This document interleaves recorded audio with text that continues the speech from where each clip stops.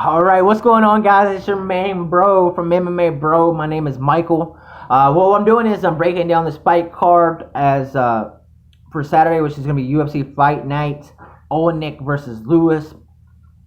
I talked about the two other fights I was discussing. Again, doing the three last fights, doing three advantages for each fighters.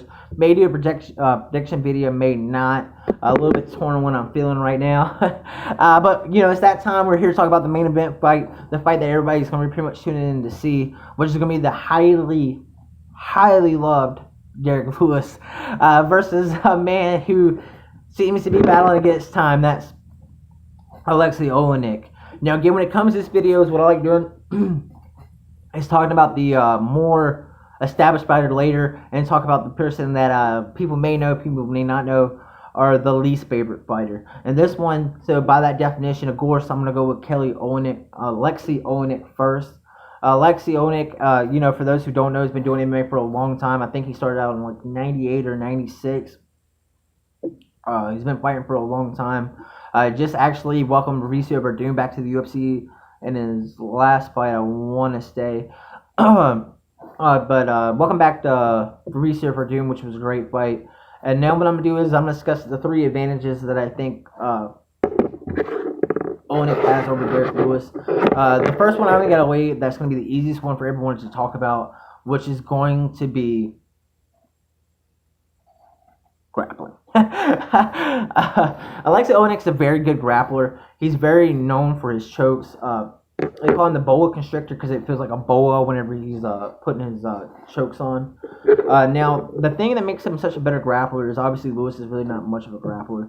Like, it's just one of those things where I don't think he has cardio to be able to do it long term. And so he just uses a moment where he can just make a race for getting out. But Oleinik loves being on the ground. He loves doing it, even against Verdum. Like, I seen him whenever he was trying to take Verdum down, and Verdum is probably one of the best grapplers when it comes to the heavyweight division, especially. And so Oleinik's not afraid to be able to get on the ground, control, look for a choke. This is gonna be one big advantage he has. I'm really interested to see, because for the most part, not a lot of people are able to do a lot with Lewis whenever they go to the ground. It's just one of those things, like, from an outsider view, it doesn't look like he's doing much, but there has to be something where they don't feel comfortable over-extenuating the circumstances. What I mean by this is Lewis has been taken down almost every fight that I've seen him in, and what ends up happening is not a whole lot. Like, the fight really doesn't advance from that point like you think it would. It doesn't seem like Lewis is doing much. Like, I watched the Tifi fight where whenever he got him down, he was in an open half guard, which means Lewis wasn't doing anything to control the leg. Like, he was pretty much just letting Tifi have it. And Tifi kind of just sat there and really didn't do much. Ended up losing that fight, I think, just due to inactivity, not really doing much. And you can't reward somebody who's not doing anything. And so I think for Tifi, my biggest question is, I wonder why he didn't take control. And for this fight, I'm really interested to see if there's something that's going to, like, run through the rumor mill from the fighter's side that says, hey, look, you don't really want to be on top of this guy, like, blah, blah, blah. But I don't think that's made an issue in Aleksei Oleinik. I think Oleinik's going to go in there with the mindset of, I'm just going to go here, I'm just going to swing, I'm just going to try to get the takedown, secure the takedown, advanced positions. And I think that's going to be the easiest thing he's going to be able to do. Again, I'm really interested to see if there's something Lewis has to offer that I haven't seen yet. So from that perspective, I'm really interested in it. Now, the second biggest thing that he's going to have an advantage in, I think, is something that everyone knows, which is going to be the submissions. He's a lot more advanced than Derek Lewis is when it comes to submission defense and offense. Now, I don't think Lewis is going to all of a sudden try to tap out Aleksei Oleinik. I think Oleinik knows he's going to have a very steep advantage when it comes to the submissions. I look forward to seeing what he's going to try to pull out, what chokes he's going to go for. Because I think if this fight goes to the ground, that's immediately where Oleinik's mind's going to go. Is, how do I get him out of here? What submission do I need to set up? How am I going to do this? Because Oleinik's really accomplished when it comes to ground striking. Ground grappling, my apologies. And not only that, but he's one of those guys, like, once he gets you down, he's looking to advance. He's not looking to stay still. Like, Tifi, like I said, was, once he got him down, he was just willing to just stay there and just kind of, like, be okay with everything and not really do much.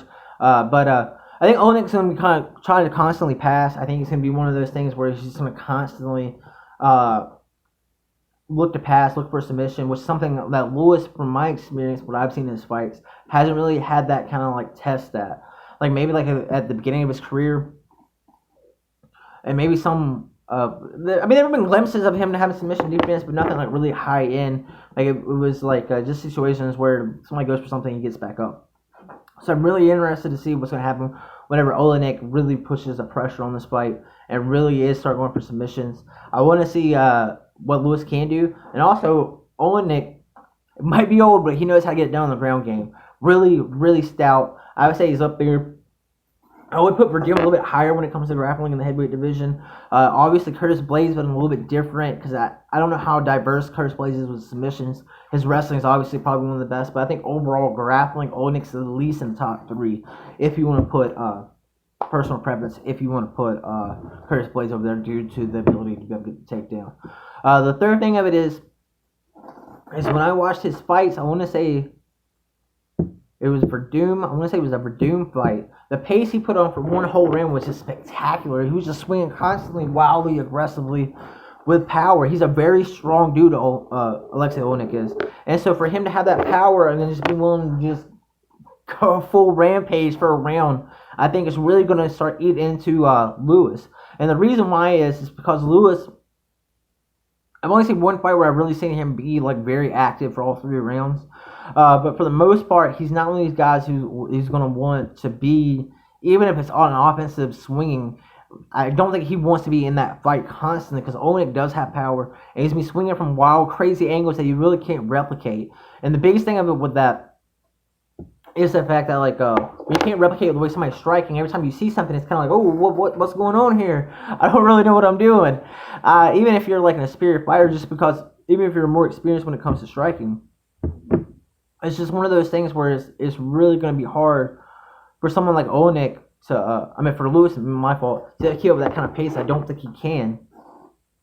Oleinik's not going to be the greatest clinical striker, but he's going to do things that are effective. He's going to hit you. It's going to be weird, different angles that you're not used to. And I think at a certain point, it's going to be interesting to see how Lewis interacts with those.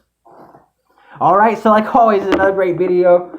Again, we're to break down the main event for UFC Fight Night, Oleinik versus Lewis. I'm just giving my perceptions of what I'm seeing. Again, if anything is lacking in the comment sections, don't be afraid to leave me a message. Again, I'm going to reach out and tell you what I see, tell you why I said this, or why I left out something, even if you thought it was a great point when it comes to Aleksei Oleinik. Again, this is just for Aleksei Oleinik and the advantages I think he's going to have. And just so everyone knows, the third one I didn't really specify is going to be the crazy striking and the pace. It's going to be the real part that Lewis is going to have to maintain.